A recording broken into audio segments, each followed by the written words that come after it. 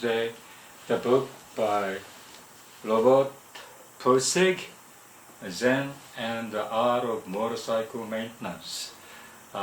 This is published like 1974, and it was like a bestseller at that time, and I kind of noticed, so I bought. This is published in 1978 or something like that. So I bought this around that time, and but I never read it, you know. But I knew that I had to read this, and so maybe, you know, much later I was able to read it, but not in this original print version. I read. For some reason, you know, I forgot about having this book in my possession. I went to the library and I rented the book and I read that. Okay, so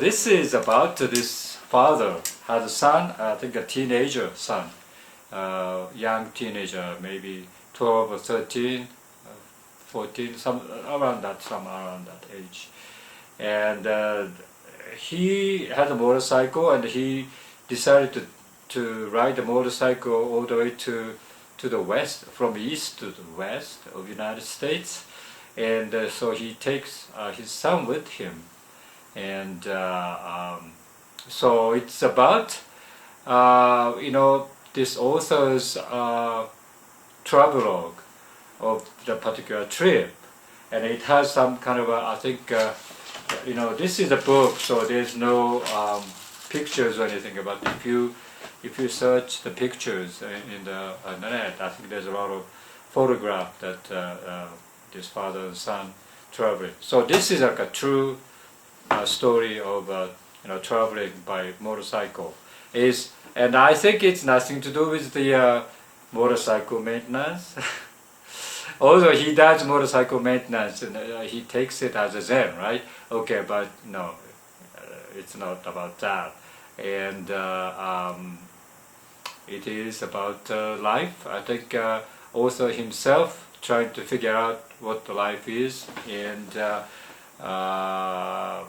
you know, trying to teach these young kids how to live a good life, right?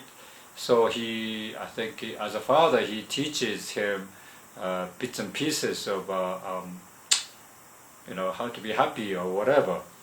And the kids maybe a little bit trouble child, and he, you know, of course he doesn't like going, you know, dad's motorcycle to, you know, ride together or anything, but after a while he kind of starts to appreciate the trip himself. And so the love relationship between this father and son is wonderful here, and you know, sometimes it's very heartfelt and very strong, and father's himself trying to find out what the life is and so forth, and you know, he has this comment of you know, here and there going through looking at something and a trip, and write about that.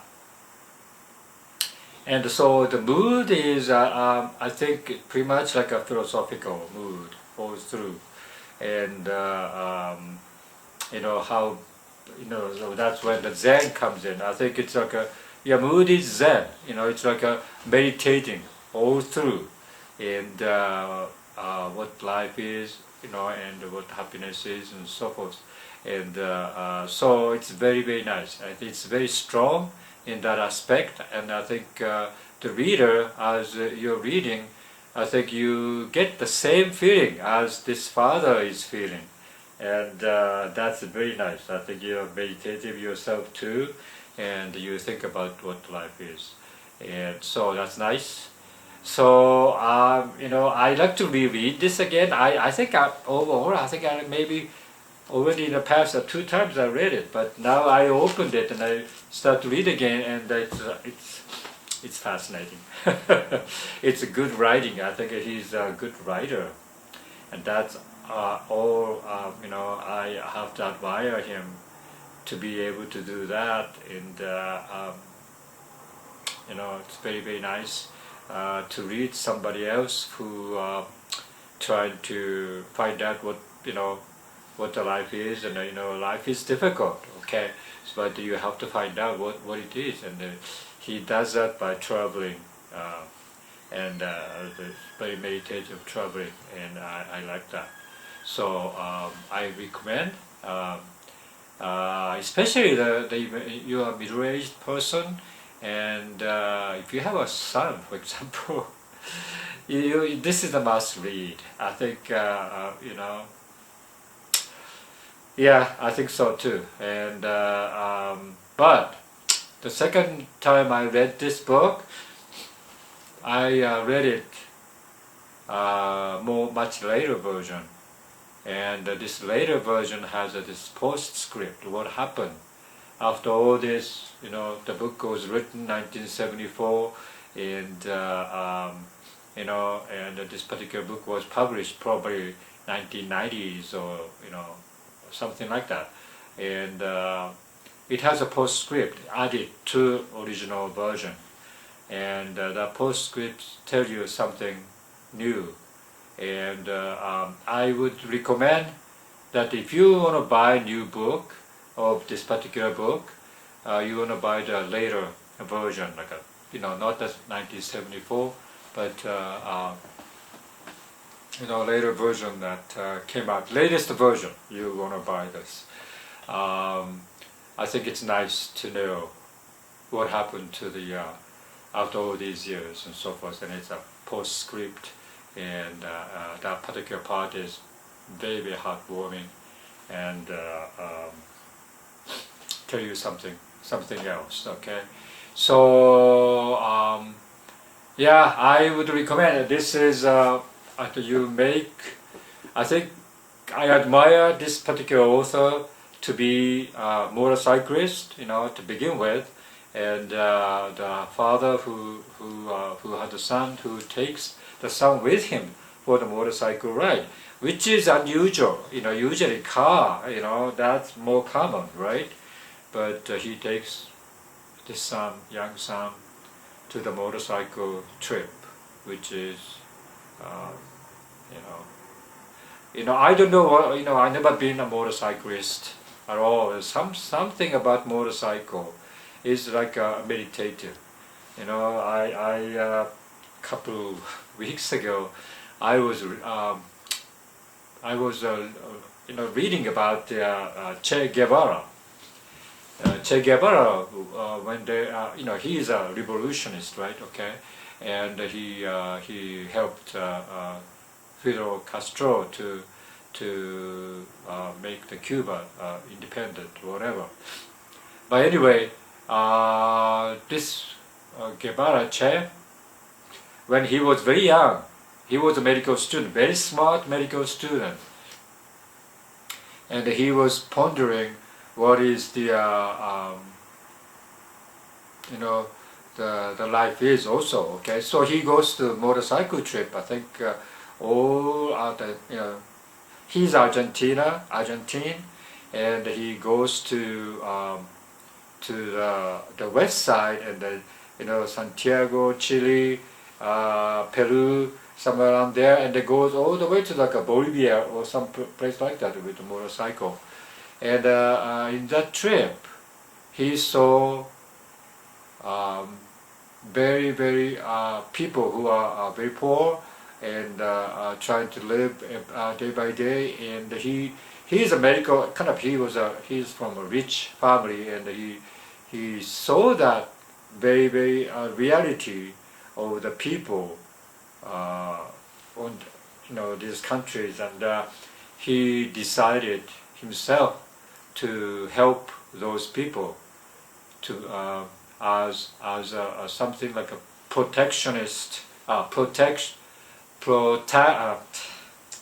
Protestant person, and that's why he became a revolution person. to help the poor. And he entire his life, he's a medical, he had a medical degree. He could practice medicine as a doctor, but he became a revolutionist, right? Yeah. Okay. So but his mind is sympathizing with poor people like that. And I think that particular motorcycle trip, I think that made him that way. And I think it's something to do with a motorcycle trip. And I never be a motorcycle, I can think of when I was a student, I was driving my car and driving from state to state to see the different states. And I felt a little bit the philosophical, because the state is so different. It's so different scenery. You see so much different people in a different areas, and you learn so much. I think so. The motorcycle ride is something I think makes you probably more, maybe because it's become much more, nature to close to nature, I would say, than compared to the car, because you're exposed to the wind and dust and all these things, and it's much harder to travel, but still you feel like you're much freer. Probably the wind blowing all your hairs and so forth, you're much freer, and I think that's why some of the people love motorcycle, and I kind of understand that. So, talking about the Che Guevara, I think, that made him change his direction, his life completely, right? And so I think there's a power on that, the motorcycle riding. I think so. And so I think this is one of the, the manifestation of the power, I would say. But anyway, it's about the father and son love relationship, and I think that's very, very nice. So I strongly recommend. This book is philosophical, love story, and coming of age story, and learning something by traveling, and that's very, very good. So, okay, bye.